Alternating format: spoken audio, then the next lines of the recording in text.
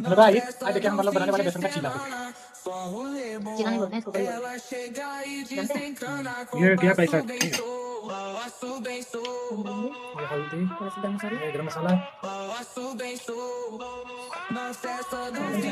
नमक, थोड़ा सा डालेंगे, थोड़ा सा डालेंगे अजवाइन, इसको मैश करेंगे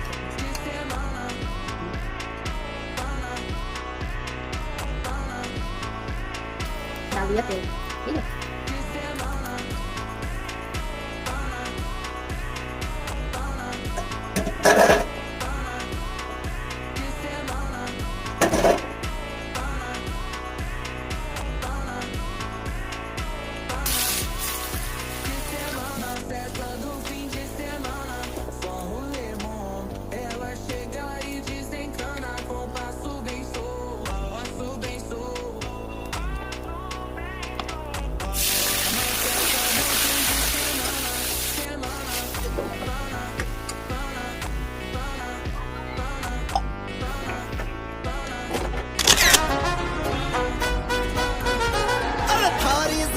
कटे बोझ में मारी मौज में कटरी से तू फोन पे गुंडा पाके था शामी कहते फटरी से